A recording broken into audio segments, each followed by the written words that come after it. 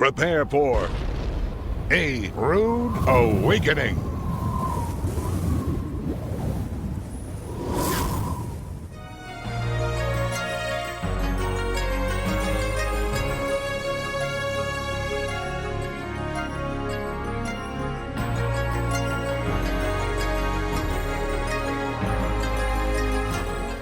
Shalom. This is Michael Rood at Ophel Gardens on Mount Moreh-Yah in Jerusalem. It was upon this mountain that the Feast of Hanukkah was initiated a little more than 160 years before the birth of the Messiah. We are going to consider the significance of Hanukkah and what it means to the followers of the Messiah now and in the future. One of the most successful advertising campaigns in the history of Christian marketing has swept the English-speaking world with 4 letters and a question mark. The 4 letters, WWJD. What would Jesus do? In my experience, I have found that few who wear that popular slogan on t-shirts, jewelry, and ball caps actually open the scriptures to find out what Jesus would do. WWJD has become a catchphrase for popular Christian situation ethics. We ask, what would Jesus do? And then attempt to imagine what he would do if he were in our situation. If we genuinely want to know what Messiah Yeshua would do, don't you think that it is best to study what he did? In the book of Luke, it records that Yeshua's custom was to go into the synagogue on the Sabbath day and read the Torah and the prophets. In the Gospel of John, we see that Yeshua went up to Jerusalem for the Feast of Dedication, or Hanukkah, also known as the Feast of Lights. He proclaimed that he was the light of the world, the literal fulfillment of the Feast of Hanukkah. His mother Miriam actually conceived on the last day of the Feast of Lights, and Yeshua was born 9 months later in a sukkah or manger on the first day of the Feast of Sukkot. Hanukkah and Christmas both occur at the same time of the year. Hanukkah falls on Kislev 25 on the biblical calendar, and Christmas occurs on December 25th on the pagan calendar. When Hanukkah originated, Kislev 25 and December 25th transpired on the same day, as it occasionally does. But if we ask WWJD, why do few that wear the slogan recognize that Yeshua kept the Feast of Hanukkah rather than celebrate Christmas? He had a choice, and so do you. Join us in the Lester Summerall Television Studios, where this multimedia presentation on the Prophecies in the Feast of the Lord was recorded by the Prophecy Club. This is Bible Prophecy 201. Now, episode 21 in the 26-part series on the Prophecies in the Feast of the Lord, Hanukkah, Deliverance from Pagan Sun God Worship. Kislev 25 is the beginning of the Feast of Hanukkah. Hanukkah in Hebrew means dedication. This is the Feast of Hanukkah, and at first you might say that the Feast of Hanukkah, also called the Feast of Lights, is something we don't read in Leviticus. Is this not just a Jewish feast, whereas all the other feasts are feasts of the Lord that we have been speaking of? And at first you might think that way. But then, as we see in the Gospel of John, in the 10th chapter, it says that it was wintertime. And it was the Feast of Hanukkah, dedications, and Yeshua went up to the feast. Whenever it uses the terminology to go up or he went up to the feast, it is a legal terminology that was specified right in the Torah that 3 times a year you must go up. And you must go up to Jerusalem, not any place else. You go up to Jerusalem, not Mount Gerizim, not to your own religious establishment, wherever it may be, but you go up to Jerusalem. Why up to Jerusalem? Because it is at Jerusalem that all of these feasts will be fulfilled. And the Feast of Hanukkah started out this way. It was 168 BC in which Antiochus Epiphanes, a Greek general, came in and conquered Jerusalem, and he occupied the city of Jerusalem and the surrounding area with the Grecian army. When he did that, he went up on the Temple Mount, and he then slaughtered a sow, and he sacrificed it and roasted it on the brazen altar. defiling the altar. And then he set up a statue of Zeus, the Greek sun god, in the temple and proclaimed Zeus to be God. Zeus, the Greek sun god, and he did it on Zeus's birthday, December 25th. That year it also happened to be Kislev 25. Now, this doesn't even sound strange at all to the Jewish nation, because we know that when we were in Egypt, that Ra, the Egyptian sun god, his birthday was December 25th. Tammuz, the Babylonian sun god, December 25th. And Greek sun god, December 25th. And Mithra, the Roman sun god, December 25th.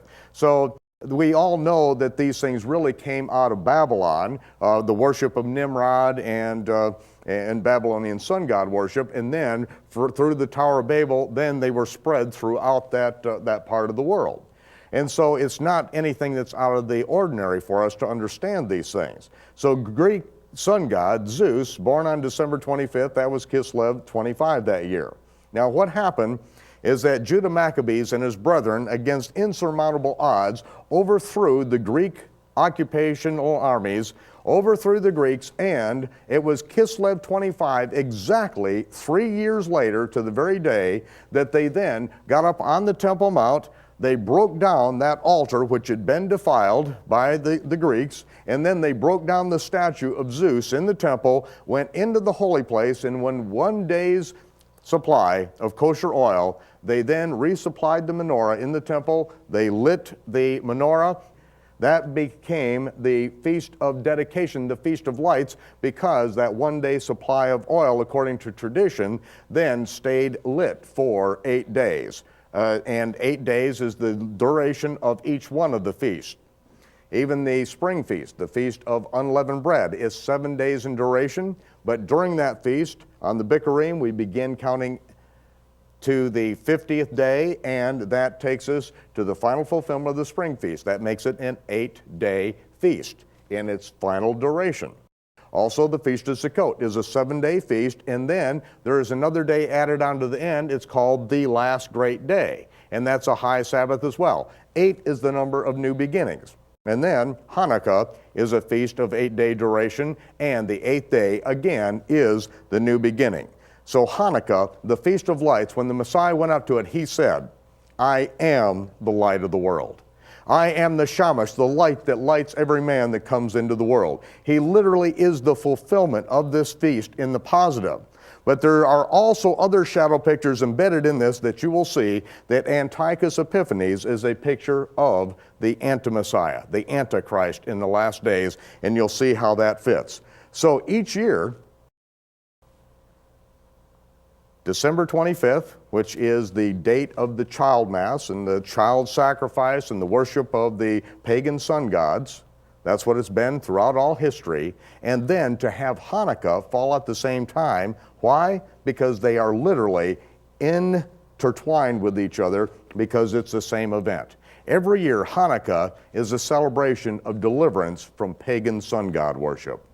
It lasts for 8 days, and when you participate in the Feast of Rededication, and you rededicate your life to strip yourself from all of the filthy garments of pagan sun god worship, and the tree, the decoration of the penis of Ra with the gold and silver testicles, which has become very popular in America with the Christmas tree, and putting gold and silver balls on it. This is something that goes back thousands and thousands of years before the birth of Messiah. And when you strip yourself of all of the paganism, and you follow the Messiah and rededicate your life, that Feast of Hanukkah is a most precious celebration. And we're going to see that it is a shadow picture of good things yet to come. Now, what's the next feast in line after the Feast of Dedication? We come to Purim, the Feast of Purim. Now, we remember that the Feast of Purim, where that developed, first of all, it was Haman, who, in the land of Babylon, he hated that the Jews were keeping the commandments of God. And he wanted to kill them all. And he had just an innate hatred for them. Everyone who kept the commandments of God, he wanted to kill them. And so he worked out a situation with the king there, in which what he did is he cast pur, or lots. In casting these lots, it fell upon this day nearly a year later, in which there would be a day set aside in which he would destroy, he would kill all those who keep the commandments of God. Now, what Haman didn't realize at the time, but is very significant, is that the number one Jewish person in the Chaldean Empire who was keeping the commandments of God was the bride of the king. It was Hadassah, Esther. She was the bride of the king. She kept the commandments of God. And it was when it came to her attention by Mordecai what the plan was, that Haman, which is a picture of the Antichrist, was setting out, and on this one day he was just going to destroy all those who keep the commandments of God, and he was going to destroy, in effect, the bride of the king, that Esther risked her life. She risked everything, and she got herself ready, she got herself prepared, and went before the king himself and said, if this man, if this Haman just was going to kill me, I would not have spoken up. But seeing that he wants to kill all those who keep the commandments of God, all the Jews, I have to stand up, and I have to take a stand, and I have to speak out. And we see that what happened in the end is that everything that Haman had planned for his enemy, Mordecai, actually came back on him, and we see that very testimony in the Torah. It says that we are not to bear false witness. No bearing false witness against a brother, against a neighbor. And if there is one who bears false witness, then you are to take that man, the accuser, and the accused, and bring them before the judges that shall be in those days. And the judges are to make diligent inquiry to find out the truth in the matter. And if it turns out that this man has borne false witness, and what is a false witness? It is when you give a witness about which you have no firsthand knowledge. That is a false witness. It's a false testimony. In a court of law, it doesn't stand. It doesn't matter that your neighbor told you about this car accident and what happened. If you did not see it, you are a false witness. You cannot bear testimony against that situation. And so anyone who doesn't have firsthand information, who bears false witness, and they do it, and the whole idea is that they are trying to break down somebody else, destroy their life, destroy their ministry, to get on somebody else's back to exalt themselves, then everything that that person had determined against the man of whom they are accusing is to be done to him. Eye for an eye, tooth for a tooth, life for life. And that it says the judges are not to spare. And if it would cost the accused their life, then you are to kill the false accuser. That is what is to be done. And that's exactly what happened to Haman. God's Torah, he will fulfill. His instructions he will fulfill. That is why it is so dangerous what is going on among the Christian church. And what I hear going on all the time is the accuser of the brethren, working behind the scenes. One brother accusing another brother, not having firsthand information, but sowing seeds of hatred and discontent, trying to destroy other people's lives so that they themselves are exalted. What's going to happen is the same thing that happened to Haman. Now, these things are very important because now at the Feast of Purim, each year, how do we celebrate this? How do we remember this? Like at Hanukkah, we light lights. Every day for 8 days we light lights, and it reminds us that shamash, which is the light that lights every other one of those lights, that is the Messiah. He lights every light that comes into the world. And we see that 8 days we light those eight candles in the window, using the shamash, that ninth candle, and it is looking back at that miracle that has happened, but we also recognize that the Messiah is the light of the world.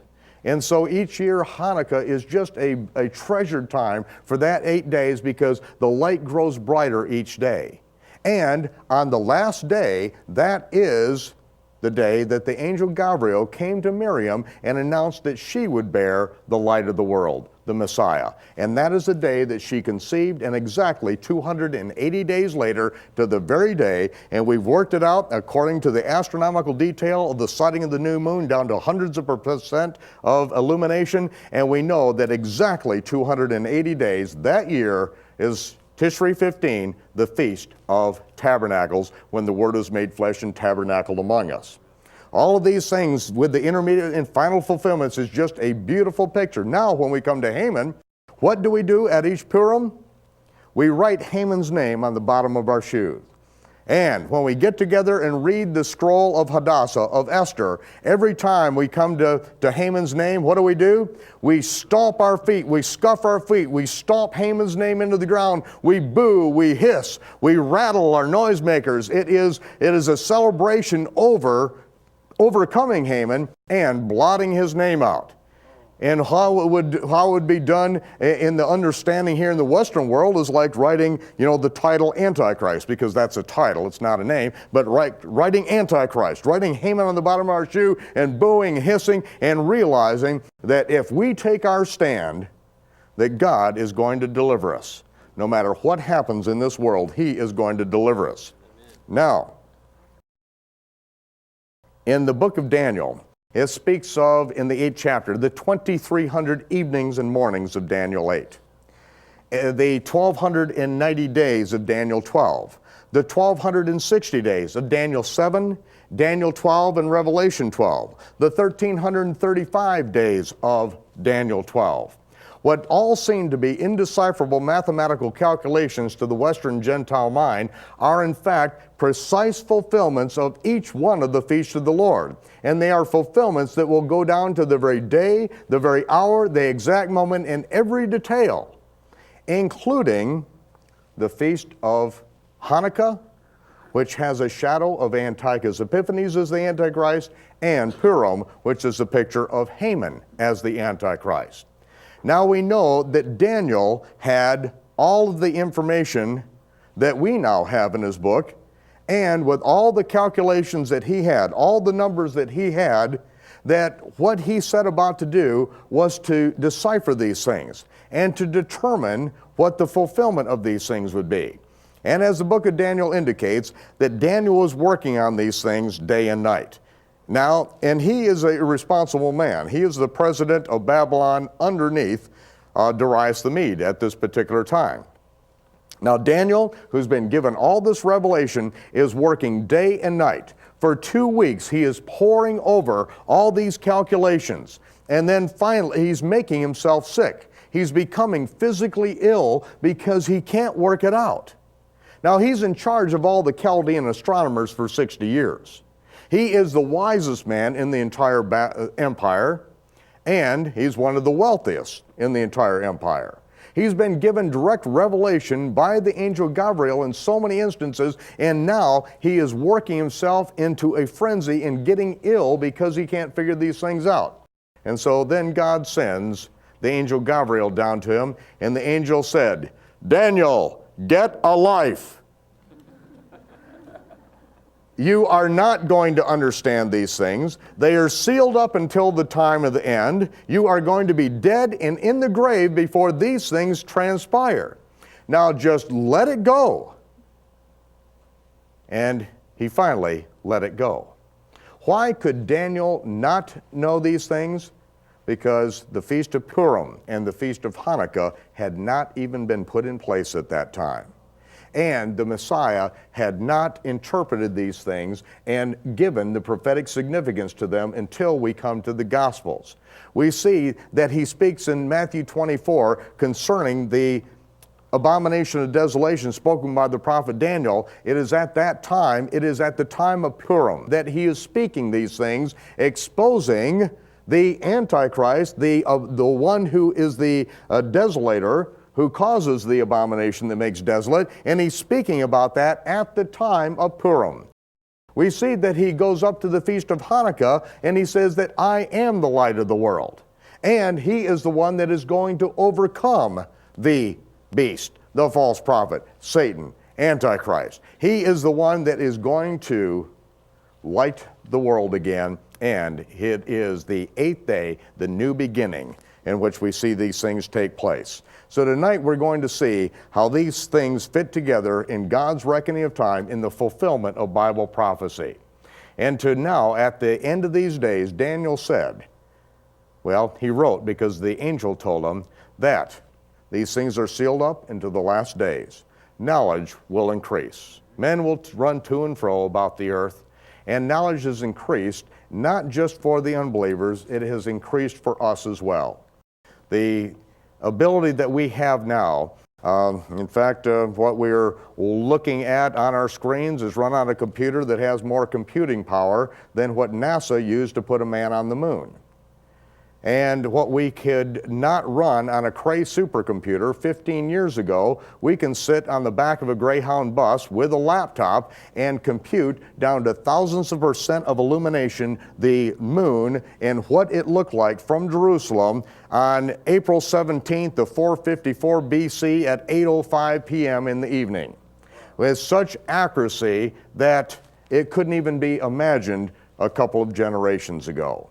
But this is what is available to us today. So when I detail some of these things concerning the calendar and the number of days between things, it took us years of working on these things to be able to produce that data in which we know how long individual months are going to be, how long individual years are going to be to our best calculations according to our astronomical and agricultural expectations.